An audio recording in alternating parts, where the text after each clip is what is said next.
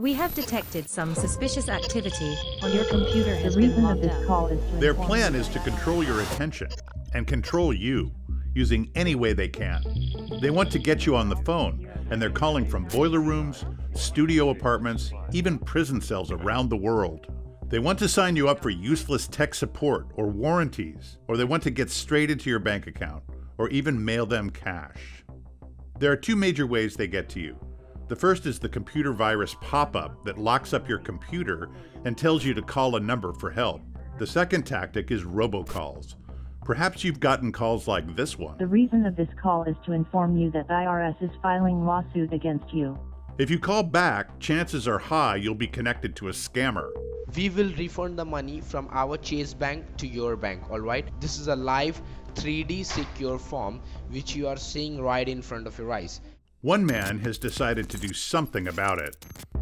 The people who just phoned you have tried to scam me, but I know a few things about computers and I'm able to see what they're doing. He fights back against robocall scams and tracks frauds across the world. Can you turn your computer off as soon as you possibly can, please? He's not a detective, he's not a cybersecurity professional, but he is a tech-savvy engineer who's been turning the tables on robocallers and scammers. I don't know how much you bought, but just stop right now. $3,000. And then he Right. took my $17,000 out of my account. I'm going to try and find out exactly who they are and eventually try to get something done about them. He's known on YouTube as Jim Browning.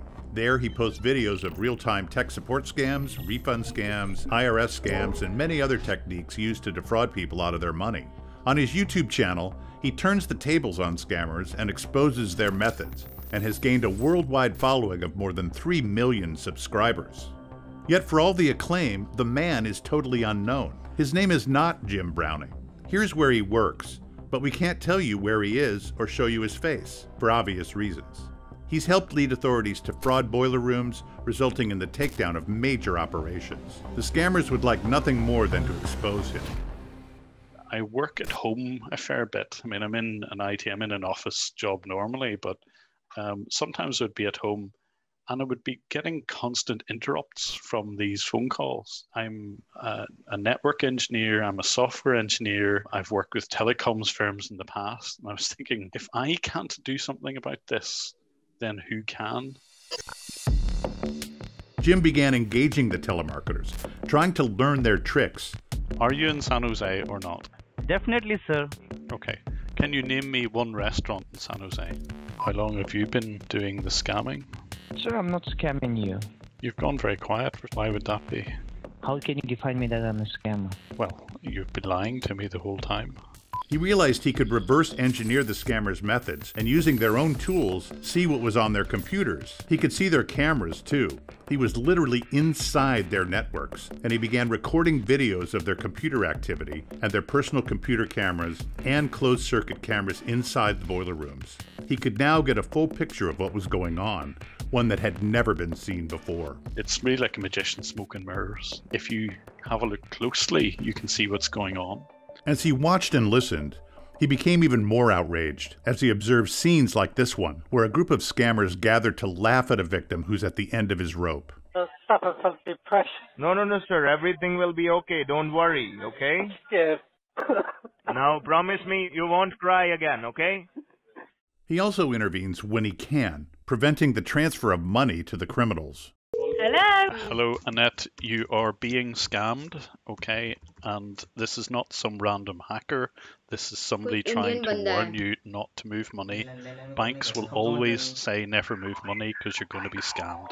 When he comes across a swindle happening in real time, he frantically searches for a phone number to call the potential victim, hoping he can persuade them not to follow the scammer's instructions to transfer money, buy gift cards, or mail cash wrapped in tinfoil. Well, first we tried to transfer it. That didn't work last night, so I went and got cash. They want me to put it in a box and send it FedEx. Please, please, please do not send cash to anyone. That is your own money.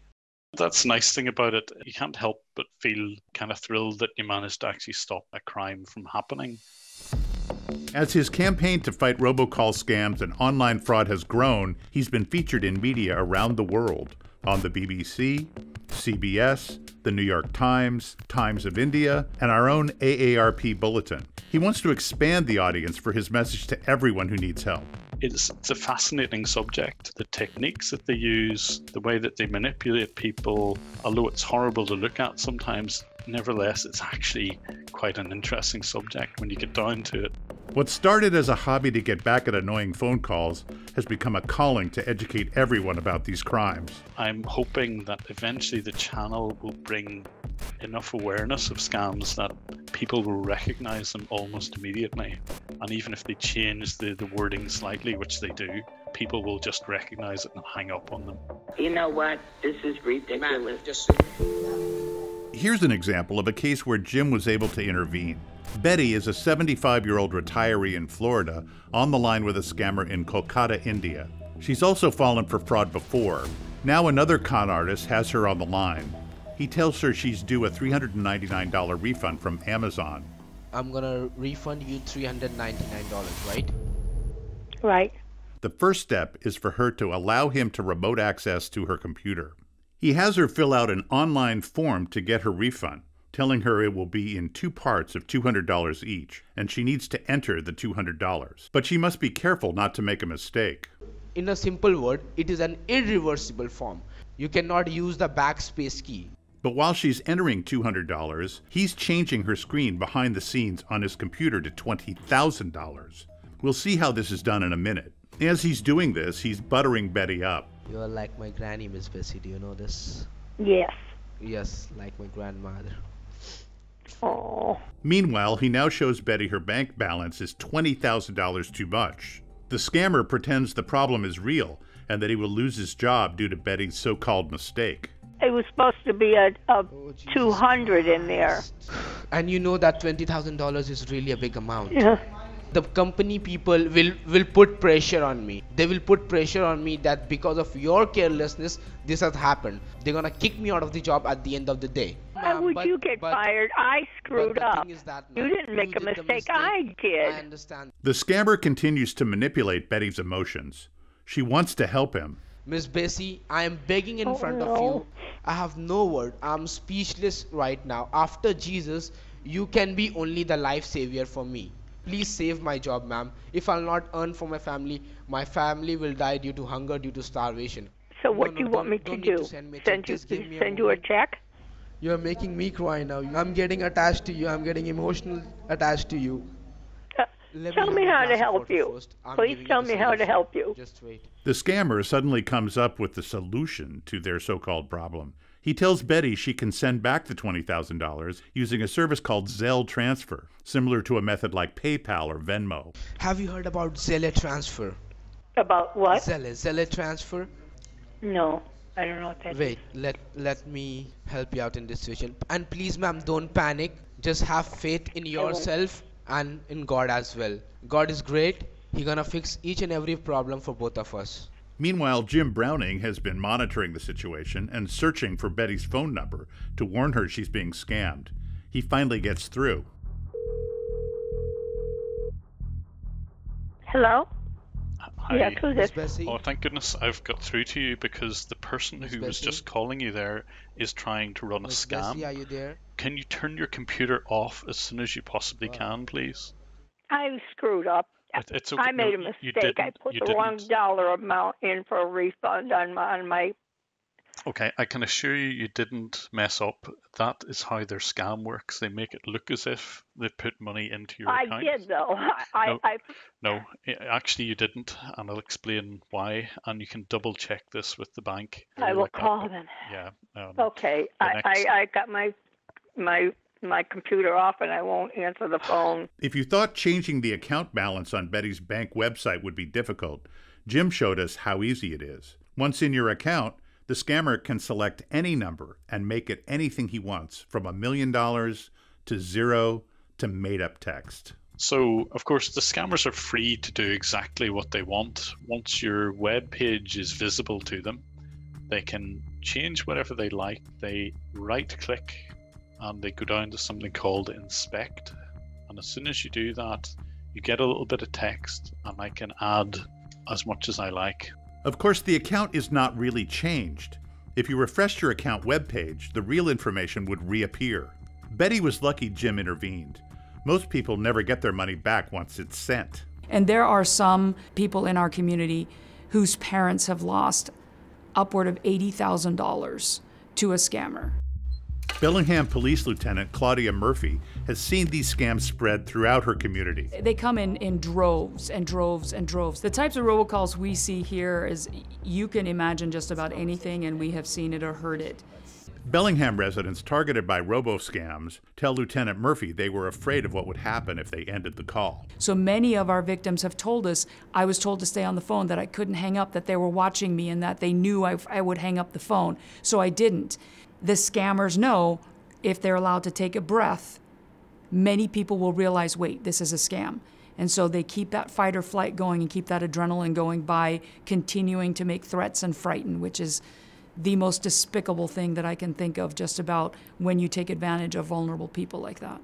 While Lieutenant Murphy encourages everyone to report scams to their local police and the FTC, she says the best way to fight this crime is with awareness. What's even more important is for us to get the word out to the community and teach how to be scam savvy is the really important part. Aaron Foss is the founder and CEO of a company called NomoRobo, a robocall blocking service. NomoRobo owns over 350,000 phone lines, which enables us to monitor over 15,000 robocalls every single hour of every single day. These phone lines, which are old numbers that consumers have given up, provide Aaron with a nationwide view of the problem. He and his staff analyze the data from the calls coming into NomoRobo's lines to spot trends in scams and the sheer size of the problem. I can't think of another scam that is bigger than robocalls. So there's the standard pre-recorded message. This is the IRS, we're going to be coming and arresting you. You have to push 1 to speak to an agent. And that one's purely exploiting fear. I never blame the victim. These guys are really good at their job. They know the buttons to push. They know the fear button to push with robocalls. Along with the scope of the calls, NomoRobo is able to track what tactics are emerging in particular areas of the country. There are robocallers that are targeting certain areas. New York City doesn't have as high of a population of elderly people as certain areas of Florida. And these keep on changing. So the robocallers know, and you can absolutely see that they're targeting certain areas and certain types of phones with certain kinds of scams because, again, it works. AARP is working with NomoRobo to provide up-to-date information on robocalls coming into Washington State. At aarp.org/tipoffs, you'll find examples of current calls and the most recent data. So we are super excited about zooming in onto the robocall problem at certain local levels. So take, for instance, Washington State, right? What are the #1 calls coming into Seattle? What are the #1 robocalls that are coming into Spokane? To make sure that people in those areas know that these are dubious products at best. Don't fall for it. Don't buy it. This is a limited time offer and you must respond immediately. So how can we protect ourselves from being ripped off over the phone? Here are the most important tips. Don't rely on caller ID. The number on caller ID is easily faked. If you're not sure who the caller is, let it go to voicemail and take time to think about the message before you respond. Often the best thing to do is nothing. Don't hesitate to hang up any call you think might be a fraud. Consider getting a call blocking service. This can spare you many unwanted calls. If a caller or computer pop-up says there's something wrong with your computer, be skeptical. Most computer lockups can be solved by unplugging or restarting your computer. And never give an unsolicited caller online remote access to your computer. And report fraud to your local police and to the FTC online at ftc.gov. We'd also like to ask you to report to our AARP Fraud Watch Network at aarp.org/Fraud Watch Network. You'll also find a wealth of information on combating all kinds of fraud on our site. One more resource for you is our call center, where trained volunteers can talk with you free of charge about your fraud questions. That number is 1-877-908-3360. Remember, the best way to respond to robocalls and pop-ups is to not respond. But in the meantime, Jim Browning will be doing his best to fight back against robocall ripoffs. I always look at this as this could be my own relative and it's certainly somebody else's relative, so why wouldn't I step in? I have to do it. I couldn't live with himself if I didn't try to do something about it.